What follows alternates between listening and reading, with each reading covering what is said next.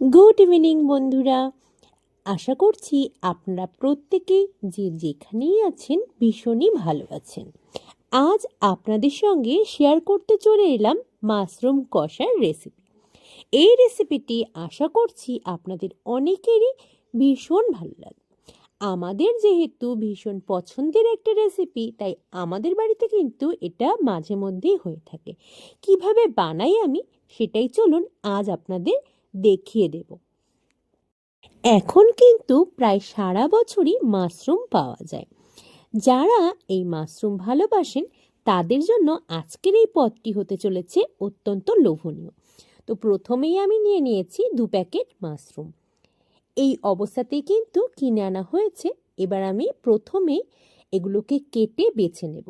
ওপরের যে অংশের খোসাগুলো সেগুলোকে আমি বাদ দিয়ে দিয়েছি, আর মাঝারি আকারের করে আমি কিন্তু কেটে নিয়েছি মাশরুমগুলোকে। এখন আমি ধুয়ে পরিষ্কার করে নিইনি, এবার কিন্তু আমি ধুয়ে পরিষ্কার করে নেব।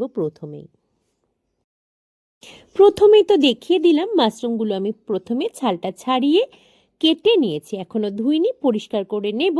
অন্যান্য যে সমস্ত উপকরণগুলো আমি আজ মাশরুম রান্নার ক্ষেত্রে ব্যবহার করব, চলুন সেগুলোই দেখিয়ে দিই। আমি কিন্তু বেশ কিছুটা পরিমাণ আলু নিয়েছি, যেটা আমি আলু ভাজার মতো করে কুচিয়ে নিয়েছি। আপনারা যারা আলু পছন্দ করেন না বা বিভিন্ন কারণে খাওয়া নিষেধ রয়েছে, তারা এটা স্কিপ করে যেতে পারেন। আমি পেঁয়াজ নিয়েছি 5টা মাঝারি সাইজে, সেটাকে কিন্তু আমি কুচিয়ে নিয়েছি। আমি এক্ষেত্রে কোনো রকম বাটা পেঁয়াজ ব্যবহার করব না। এখানে একটা গোটা রসুনকে ছাড়িয়ে সেটাকে থেতো করে নিয়েছি একটা বড় মাপের টমেটো, সেটাকে আমি কিন্তু কুচিয়ে নিয়েছি। এই সমস্ত উপকরণগুলোই আমি আজ রান্নার ক্ষেত্রে ব্যবহার করব। আর এখানে দেখুন আমি নিয়ে নিয়েছি কাঁচা জিরে, রোদে রেখে সেটাকে কিন্তু মিক্সিতে গ্রাইন্ড করা, আর নিয়েছি আদা বাটা। এবার চলুন আমি কিভাবে রান্নাটা করব সেটাই দেখিয়ে দিই আপনাদের। আমি কিন্তু প্রথমে গরম জল নিয়ে নিয়েছি বেশ কিছুটা পরিমাণ, আর গরম জলটার মধ্যে আমি এই মাশরুমগুলোকে প্রথমেই পরিষ্কার জলে আগে ধুয়ে নিয়েছি। তারপর কিন্তু মাশরুমগুলোকে আমি এই গরম জলটার মধ্যে দিয়ে রাখবো বেশ কিছুক্ষণ সময়ের জন্য। বেশ কিছুটা পরিমাণ লবণ দিয়ে দিলাম জলে, আর এই অবস্থায় আমি কিন্তু ঢাকনা চাপা দিয়ে রেখে দেব খানিকক্ষণ সময়ের জন্য। অনেকে এই মাশরুমটাকে খুব ভালোভাবে ফুটিয়ে সেদ্ধ করে নেন, তবে আমি বলবো ওভাবে সেদ্ধ করলে কিন্তু একটা জলীয় ভাব বেশি হয়ে যায়, সেটা কিন্তু খেতে খুব একটা ভালো হয় না। এভাবে করে দেখবেন, আশা করছি আপনাদের প্রত্যেকেরই যারা মাশরুম পছন্দ করেন তাদের ভালো লাগবে। এবার নিয়ে নিয়েছি কড়াই, আর কড়াইতে দিয়ে দিয়েছি বেশ কিছুটা পরিমাণে সর্ষের তেল। এই রান্নাটার ক্ষেত্রে আমি কিন্তু সর্ষের তেলটাই ব্যবহার করে থাকি। আমি যেহেতু আলু নিয়েছি, আপনারা যারা আলু ব্যবহার করবেন না তারা এই অবস্থাটা স্কিপ করে যাবেন, কিন্তু আমি যেহেতু এই রান্নাটার ক্ষেত্রে আলু ব্যবহার করি, সেই কারণে আমি কিন্তু প্রথমেই তেল গরম হয়ে যাওয়ার পরে আলুগুলোকে খুব ভালোভাবে ভেজে নেব। আলুগুলো ভাজার সময় আমি কিন্তু গ্যাসের ফ্লেমটা হাইতেই রেখেছি, যাতে বাইরের অংশটা ক্রাঞ্চি হয়ে গেলেও ভেতরটা সফটই থেকে যায়। আমি দিয়ে দিলাম বেশ কিছুটা পরিমাণে লবণ। এবার এর মধ্যে কিন্তু আমি হলুদও অ্যাড করে দিচ্ছি। এবার কিন্তু আমি খুব ভালোভাবে আলুগুলোকে ভেজে নেব। এই আলুগুলো একেবারে ক্রাঞ্চিভাবে কিন্তু ভাজবো না, ভেতরটা যাতে সফট থাকে এভাবেই কিন্তু আলুগুলোকে ভেজে আমি তেল ঝরিয়ে তুলে নেব।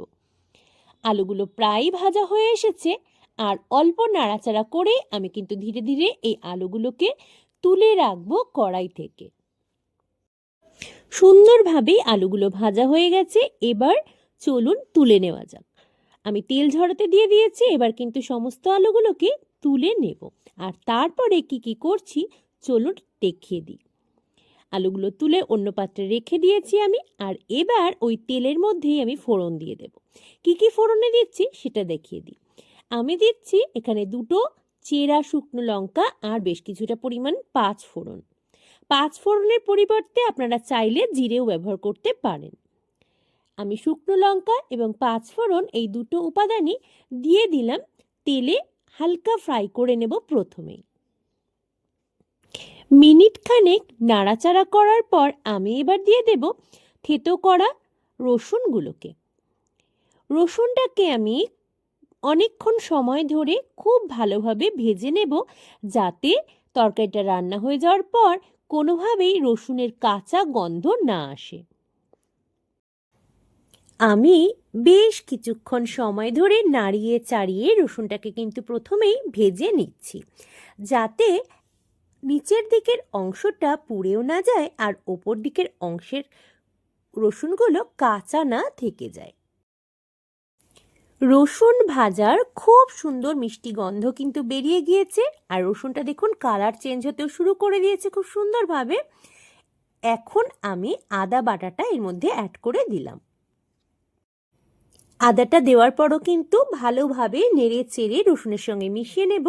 তবে এখন কিন্তু অনেকক্ষণ আদা এবং রসুন খুব ভালোভাবে ভেজে নেওয়ার পর পেঁয়াজটা তো দিয়ে দেব। আর পেঁয়াজটা দেওয়ার পর কিন্তু আমাদের যেটা কাজ হবে সেটা হচ্ছে মিডিয়াম ফ্লেমে গ্যাসের আঁচটা রেখে অনেকক্ষণ সময়ের জন্য ভেজে নেওয়া।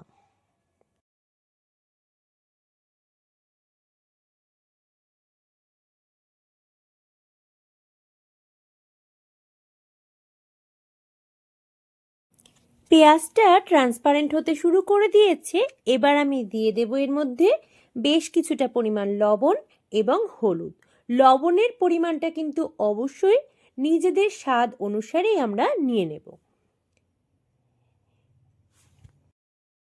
পেঁয়াজটা কিন্তু এখনও খুব ভালোভাবে সেদ্ধ হয়নি, তাই আরও কিছুক্ষণ সময় ধরে আমি খুব ভালোভাবে নেড়ে ভেজে নেব।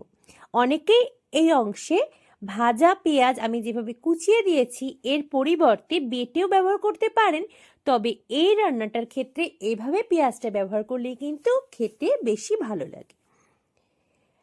এবার আমি এর মধ্যে দিয়ে দিচ্ছি লাল লঙ্কার গুঁড়ো। আমি কিন্তু লঙ্কা গুঁড়োর পরিমাণটা সবসময় কম রাখার চেষ্টা করি। আপনারা আপনাদের স্বাদ অনুসারে অবশ্যই এই লঙ্কা গুঁড়োটা নিয়ে নিতে পারেন, অথবা আপনারা যদি চান কাঁচা লঙ্কার মধ্যে যে লঙ্কাগুলো পেকে লাল হয়ে যায় সেগুলো কিন্তু বেটেও এর মধ্যে ব্যবহার করতে পারেন, বেশ ভালো হবে খেতে। আমি দিয়ে দিলাম জিরে গুঁড়ো এবং কেটে রাখা টমেটোগুলোকে। এই উপকরণগুলোকেও কিন্তু আমি নাড়িয়ে চাড়িয়ে অল্প সময় ধরে ভেজে নেব। পেঁয়াজটা কিন্তু এখন বেশ অনেকটাই ভাজা ভাজা হয়ে এসেছে। আরও কিছুক্ষণ টমেটো এবং যেহেতু জিরেটা অ্যাড করলাম এগুলোর সাথে মিশিয়ে ভেজে নিচ্ছি। দেখুন এবার কিন্তু সব মশলাগুলোই মোটামুটি ভাজা হয়ে গেছে। আর এবার দিয়ে দেব আমি যে গরম জলে মাশরুমগুলোকে ভিজিয়ে রেখেছিলাম, সেই মাশরুমটা কিন্তু একটা নেটের থালার মধ্যে আমি ছেঁকে নিয়েছি। তার থেকে নিয়ে আমি এবার দিয়ে দিলাম কড়াইতে। অনেকেই আছেন যারা মাশরুমটাকে একেবারে জলে দিয়ে ফুটিয়ে নেন। এভাবে ফুটিয়ে না নিয়ে আপনারা যদি গরম জলের মধ্যে কিছুক্ষণ ঢাকা দিয়ে রেখে তারপর জলটা ঝরিয়ে ব্যবহার করেন রান্নার জন্য, তাহলে কিন্তু এর টেস্টটা অনেকটাই বেড়ে যায়। পেঁয়াজ রসুন সহ অন্যান্য উপকরণগুলো ভালোভাবেই কিন্তু ভাজা হয়ে গিয়েছে। এখন শুধু ভাজা বাকি রয়েছে মাশরুমগুলো, তাই মাশরুমগুলোকে খুব ভালোভাবে আমি কিন্তু এখন ভেজে নিচ্ছি।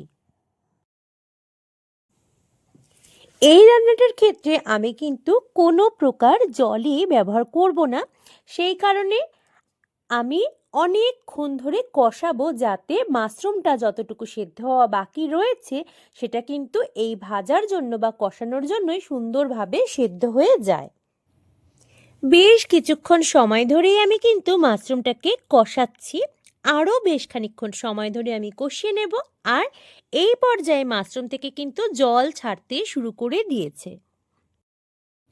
এই মাশরুমটার থেকে আপনা আপনি যতটুকু জল বেরোচ্ছে এই জলে কিন্তু মাশরুমটা সম্পূর্ণভাবেই সেদ্ধ হয়ে যাবে।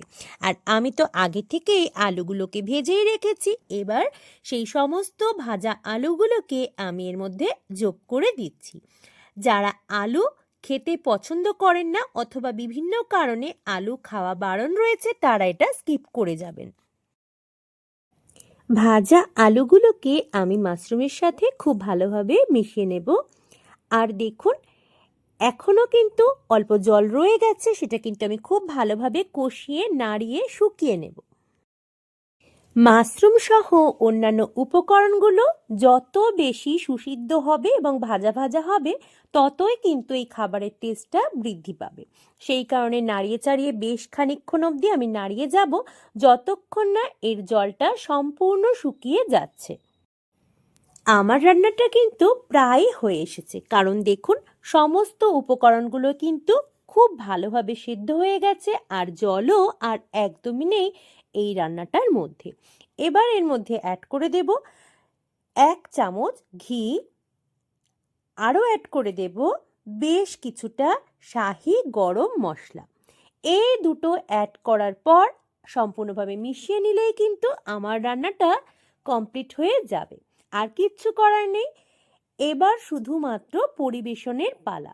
তবে তার আগে 2-4 দানা চিনি আমি কিন্তু এর মধ্যে অ্যাড করে দেব স্বাদটার ব্যালেন্সের জন্য। খুব ভালোভাবে মিশিয়ে দেব যাতে চিনিটা এর মধ্যে মিশে গলে যায়।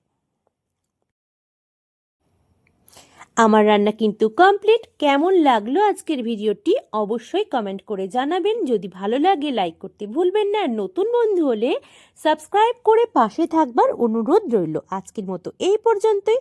নতুন ভিডিও নিয়ে দেখা হবে আপনাদের সাথে খুব তাড়াতাড়ি। ততক্ষণের জন্য সকলে খুব ভালো থাকবেন, সুস্থ থাকবেন, আর অবশ্যই সাথে থাকবেন মৌসুমিজ ওয়ার্ল্ডের। আন্তরিকভাবে ধন্যবাদ জানাই আপনাদের প্রত্যেককে পাশে থাকবার জন্য।